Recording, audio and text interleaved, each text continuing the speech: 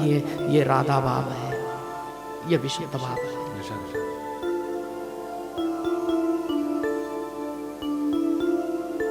इसलिए भक्त की एक अभिलाषा रहती है। एक पंक्ति गाते हुए हम आगे बढ़ेंगे। राधे तेरे चरणों की गर धोल जो मिल जाए,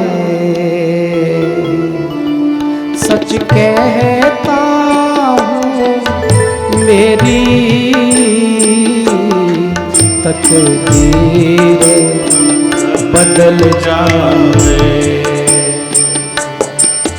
राधे तेरे चरणों की यदि धूल जो मिल जाए, सच कहता हूँ मेरी तकदीर बदल जाए। सच कहता हूँ मेरी तकदीर बदल जाए। सुनते हैं तेरी रहमत दिन रात बरसती है, सुनते हैं तेरी रहमत दिन रात बरसती है, दिन रात बरसती है। एक बूंद जो मिल जाए, मन की कली खिल जाए, सच कहता हूँ मेरी तकदीर बदल जाए। सच कहता हूँ मेरी तकदीर बदल जाए। नजरों से गिराना ना, जितनी सजा देना, नजरों से गिराना ना, चाहे जितनी सजा देना, नजरों से जो गिर जाए, मुश्किल वो संभल पाए। राधे तेरे चरणों की यदि धूल जो मिल जाए, सच कहता हूँ मेरी तकदीर बदल जाए।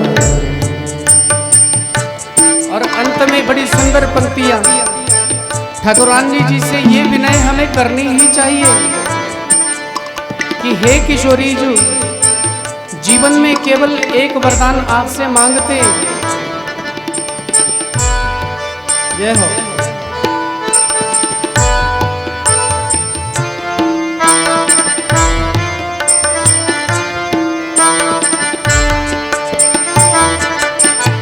मेरे जीवन की श्यामा बस एक तमन्ना है, मेरे जीवन की श्यामा बस एक तमन्ना है, तुम सामने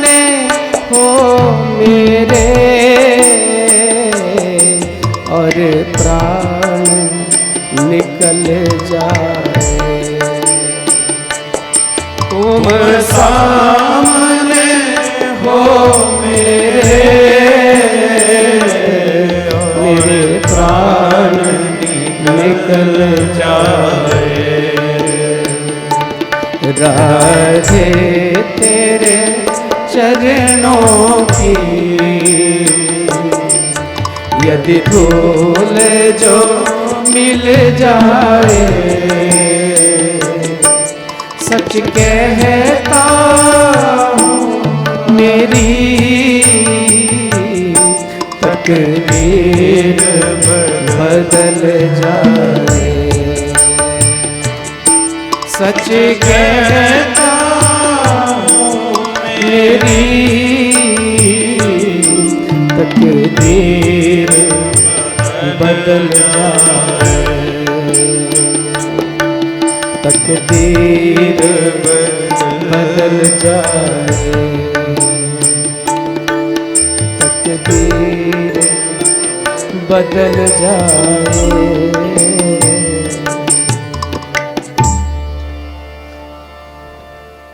करुणामयी सरकार की जय। श्री द्वारिका नाथ की जय।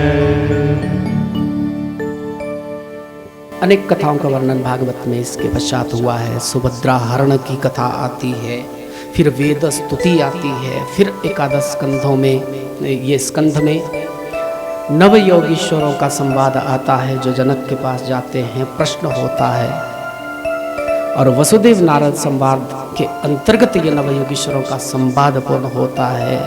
और उस संवाद में भी एक दत्तात्रेय संवाद फिर जाकर के जो ठाकुर जी के मुखारबिंद से होता है, इसका भी वर्णन भागवत में है। श्रीमद् भागवत में यदुवंशियों के विनाश की कथा आती है कि जब संत का अपराध किया था यदुवंशी बालकों ने, जाम्बती सुत सांब के पेट में कुछ बांध करके उसको स्त्री के वस्त्र पहना करके फिर ऋषियों का अपमान किया था, तो ऋषियों ने उसी समय उनको शापित किया है। यदुवंश शापित हुआ कि लोहे का मुसल इसके जो पेट से निकलेगा वह तुम्हारे वंश का विनाश करने वाला हो जाएगा। उग्रसेन के कहने पर उस मुसल को समंदर के किनारे जाकर के घिसा गया था और उसकी जो चूर्ण बनी उससे एरका नाम की घास पैदा हो गई है। छोटा सा जो टुकड़ा बच गया था उसको समंदर में फेंक दिया, उसको मछली ने निगल लिया। मछली को व्याध ने पकड़ा। जरा नाम का यह व्याध अपने बाण के नोक पर उस टुकड़े को लगाता है। प्यार से कहो जय श्री कृष्ण। जय श्री कृष्ण। यदुवंशी लोग जब आपस में युद्ध करने लगे, लड़ने लगे आपस में ही, तो एरका नाम की घास को उखाड़ उखाड़ करके दूसरे पर वार करते हैं। तलवार की भांति तीखी ये घास थी। यदुवंशियों का विनाश हो गया है और 56 करोड़ ये यदुवंशी जब एक दूसरे से लड़ करके समाप्त हुए थे, कुछ एक ही बचे थे, तो भगवान श्री कृष्ण उनको साथ में लेकर के, बलराम जी को साथ में लेकर के प्रभास क्षेत्र में गए।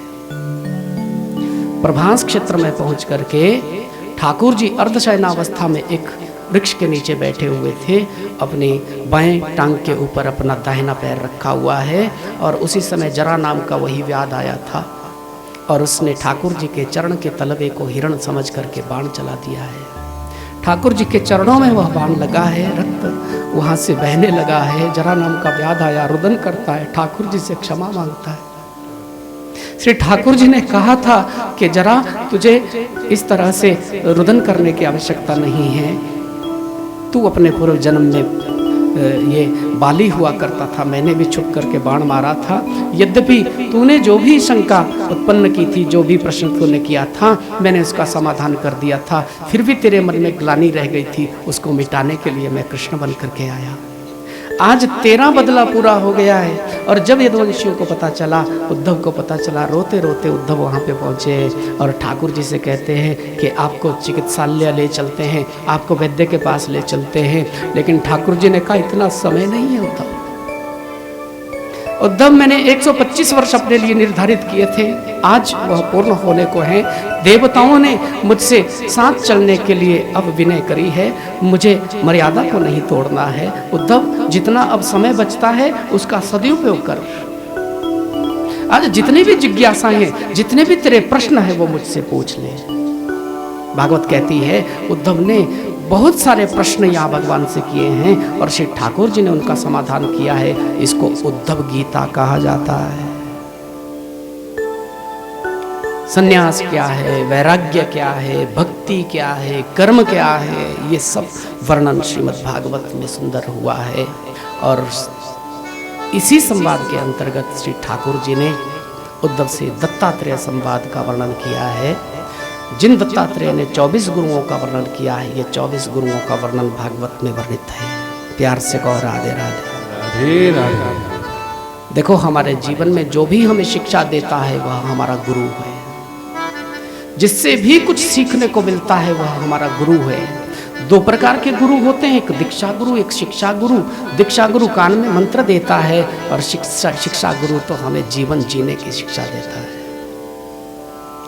तो दत्तात्रेय जी ने कहा था यदु महाराज से कि मेरे जीवन में वैसे तो सारी दुनिया ही गुरु है, पूरे विश्व से, पूरी संसार से मैं कुछ ना कुछ सीखता हूँ। विशेष रूप से 24 गुरु मैंने बनाए हैं अपने, और उन 24 गुरुओं में सबसे पहला गुरु मैंने पृथ्वी को बनाया। पृथ्वी से मैंने सहनशीलता सीखी है। दूसरा गुरु मैंने वायु को बनाया, वायु से त्यागमय जीवन जीना सीखा है। तीसरा गुरु आकाश को बनाया, आकाश से अनंतता सीखी है कि जैसे आकाश अनंत है ऐसे ही प्रभु भी अनंत है, ईश्वर भी अनंत है। चौथा गुरु जल को बनाया, जल से शीतलता सीखी है। पांचवा गुरु अग्नि को बनाया, अग्नि से मैंने दाहिकत्व सीखा है। अग्नि से मैंने ये सीखा है कि ज्ञान रूपी अग्नि जब हृदय में प्रज्वलित हो जाती है तो समस्त कर्म जल करके भस्म हो जाते हैं। छठा गुरु चंद्रमा को बनाया, चंद्रमा की कलाओं से मैंने सीखा कि ये शरीर ही बढ़ता घटता है, आत्मा तो निर्लिप्त रहती है। सातवां गुरु मैंने सूर्य को बनाया राजन, सूर्य से मैंने सीखा है कि संत की एक दृष्टि होनी चाहिए, संत की नज़रों में कभी पक्षपात नहीं होना चाहिए। संत के लिए सभी अच्छे हैं, सभी अपने हैं, संत के लिए कोई भी बेगाना नहीं, कोई भी पराया नहीं है। आठवां गुरु मैंने कबूतर को बनाया राजन, कबूतर से मैंने माया में न फंसने की शिक्षा ली है। नवम गुरु अजगर को बनाया, अजगर से मैंने ये सीखा है कि संत को भोजन के बारे में भी ज़्यादा चिंता नहीं करनी चाहिए। अजगर किसी जीव को निगल लेता है, कई दिनों तक पड़ा रहता है, तो दत्तात्रेय कहते हैं कि संत को भी इसी तरह से भगवान की कृपा से यदि कुछ मिल गया तो पा लिया और भजन करना चाहिए। राजन, मैंने अपने जीवन में 10वां गुरु समंदर को बनाया है, समुंदर से मैंने गंभीरता सीखी है। 11वां गुरु पतंगे को बनाया, पतंगे से रूप से बचने की शिक्षा ली है। और 12वां गुरु मधुमक्खी को बनाया, मधुमक्खी से संग्रह ना करने की शिक्षा ली है। 13वां गुरु मैंने हाथी को बनाया, हाथी से भी विषय वासना को जीतने की मैंने शिक्षा ली है। 14वां गुरु शहद निकालने वाले को बनाया, उससे मैंने सीखा कि जीते जी अपने धर्म की कमाई से कुछ अंश हमें धर्म के कार्य में लगाना चाहिए, नहीं तो फिर हमारे जाने के बाद हमारी संपत्ति को हमारे आगे आने वाले जो बच्चे हैं वह बुरी तरह से दुरुपयोग में लगाएंगे, सदुपयोग में नहीं लगेंगे। 15वां गुरु मैंने हिरण को बनाया है, इस हिरण से मैंने सीखा है कि कस्तूरी हमारे हृदय में रहती है, ठाकुर जी हमारे हृदय में रहते हैं, और उस कस्तूरी को ढूंढने के लिए जैसे हिरण इधर उधर भटकता है, हम भी तो ऐसे ही भटक रहे हैं, और वास्तव में जो प्रभु हमारे भीतर बैठा है उसका हम अनुभव नहीं कर पाते हैं। राजन, 16वां गुरु मैंने मछली को बनाया, और मछली से मैंने थोड़ा जीभ को नियंत्रण में रखने की शिक्षा ली है। 17वां गुरु मैंने एक वैश्या को भी बनाया, उससे भी मैंने शिक्षा ली है। वैश्या से मैंने सीखा है कि जितना चिंतन हम संसार का करते हैं, इतना चिंतन अगर ठाकुर जी का करने लग जाए तो बेड़ा ही पार हो जाए। 18वां गुरु कुरर नाम के एक पक्षी को बनाया, उससे भगवत भाव बनाने की मैंने शिक्षा ली है। 19वां गुरु बालक को बनाया, बालक से मैंने भोलापन सीखा है, निष्कपटता सीखी है। जो निश्चलता, जो निष्कपटता बालक में होती है, ऐसी अगर निष्कपटता हमारे हृदय में आ जाए तो हमारा जीवन ही धन्य हो जाए। 20वां गुरु एक कुंवारी कन्या को भी बनाया, उससे मैंने एकांत सेवन करने की शिक्षा ली है कि संत को एकांत में बैठ करके भजन करना चाहिए, दुनिया की भीड़ से थोड़ा बच करके रहना चाहिए। 21वां गुरु मैंने बाण बनाने वाले को बनाया है, उससे मैंने एकाग्रता सीखी, भजन में एकाग्रता होनी चाहिए। 22वां गुरु मैंने सांप को बनाया, एक सर्प को बनाया राजन। सर्प से मैंने शिक्षा ली कि हमें आश्रमों के झंझट में नहीं पड़ना चाहिए। सांप एक ऐसा प्राणी है, एक ऐसा जीव है जो अपने रहने के लिए घर नहीं बनाता, जहाँ स्थान मिलता वहीं रह जाता है। मैंने उससे सीखा, बोले हमें आश्रमों के झंझट में नहीं पड़ना है, इतना छोटा सा जो जीवन मिला है उसको प्रभु के भजन में लगाना चाहिए। 23वां गुरु मैंने मकड़ी को बनाया। मकड़ी से मैंने सीखा कि जैसे मकड़ी अपने में से जाल प्रकट कर लेती है, ऐसे ही भगवान भी स्वयं में से ही सृष्टि का निर्माण कर देता है। 24वां गुरु मैंने भृंगी नाम के जीव को बनाया है राजन, और उससे मैंने सीखा है कि ब्रह्म को जानने वाला ब्रह्म हो सकता है। वह भृंगी नाम का जीव किसी जीव को, कीट को पकड़ करके ले जाता अपने घोंसले में, ऐसा ब्रह्मनाद करता है कि उसको भृंगी बना देता है। प्यार से कहो जय श्री कृष्ण। जय श्री कृष्ण। अंतिम गुरु मैंने अपने शरीर को बनाया। अपने शरीर से भी मैंने शिक्षा ली है कि 10 वर्ष पहले जो मेरा स्वरूप था वह आज नहीं है, और आगे आने वाले समय में वैसा नहीं रहने वाला जैसा आज है। अर्थात हम प्रतिपल मृत्यु की ओर अग्रसर हो रहे हैं, हम मृत्यु की ओर जा रहे हैं, हम जी नहीं रहे हैं, हम मर रहे हैं। क्षण क्षण मृत्यु हो रही है हमारी। केवल एक दिन में मनुष्य की मृत्यु नहीं होती है, जिस दिन जन्म होता है उसी दिन से मृत्यु प्रारंभ हो जाती है। हम क्षय होते जा रहे हैं, हम मर रहे हैं, हम मृत्यु के ही समीप जा रहे हैं, और ऐसी हालत में हमें प्रत्येक श्वास में ठाकुर जी का नाम लेना चाहिए। श्वास श्वास पर कृष्ण भजी, वृथा श्वास जनिक होए, न जाने या श्वास की आवन होए न होए। कोई भरोसा नहीं है जिंदगी का, कोई भरोसा नहीं जीवन का, इसलिए हमें भगवत भजन में अपने जीवन को लगाना चाहिए। इसके पश्चात परीक्षित देह त्याग की फिर कथा आती है, सर्वसत्र यज्ञ की कथा आती है। 7वां दिन जब हुआ था, परीक्षित ने प्रश्न भी किया था, तो सुखदेव जी ने भी 7वें दिन प्रश्न किया है। देखो 7 दिन तक तो परीक्षित ने प्रश्न किए, और 7वें दिन परीक्षित के सामने सुखदेव जी ने भी एक प्रश्न किया। बोले राजन, आज 7वां दिन है, वो तक्षक आएगा, क्योंकि ब्राह्मण का वाक्य झूठा थोड़ी होगा। ऐसा नहीं कि मैंने कथा सुना दी अब वह शाप मिट गया, शाप नहीं मिटेगा, तक्षक तो आएगा ही आएगा। तक्षक तुझे डसेगा राजन, और क्या तेरी मृत्यु हो जाएगी? तपाक से परीक्षित ने उत्तर दिया था, गुरुजी जब मेरा जन्म ही नहीं होता है तो मृत्यु कहाँ से होगी? सुखदेव जी ने कहा, बहुत अच्छे, मैं तुझे यहीं तक पहुंचाना चाहता था। आत्मा अवलोकन कर लिया तुमने, आत्मा स्वरूप अपने को समझता है, तू अपने को शरीर समझता ही नहीं है। मैं यहीं तक पहुंचाना चाहता था तुझे। अपनी पोथी बंद की, और सुखदेव जी वहां से कथा को विश्राम दे करके निकल जाते हैं। यहाँ जन्मेजय के द्वारा बड़ा सुंदर सर्वसत्र यज्ञ होता है, और नैमिषारण्य के परम पावन क्षेत्र पर सूत जी महाराज ने कथा को विश्राम दिया है। अमरनाथ में भगवान महादेव ने कथा को विश्राम दिया है, और यहाँ इन आज की पावन घड़ियों में हम भी भागवत की इस कथा को विश्राम दे रहे हैं। भागवत जी के अंतिम श्लोक का हम पाठ करते हुए आज की कथा को विश्राम देंगे। नाम कीर्तनम यस्य, नाम संकीर्तनम यस्य, सर्व पाप प्रणाशनम, सर्व पाप प्रणाशनम, प्रणामो दुःख शमनः, प्रणामो दुःख शमनः, तम नमामि हरिं परम, तम नमामि हरिं परम। यहाँ पर जो सप्ताह यज्ञ हुआ है उसमें यदि हमारी ओर से कोई न्यूनता रह गई होगी, त्रुटि रह गई होगी, उसके लिए 3 बार आप एक मंत्र का उच्चारण करेंगे, आप सभी मिलकर के मेरे साथ में, और आज की कथा को हम विराम देंगे।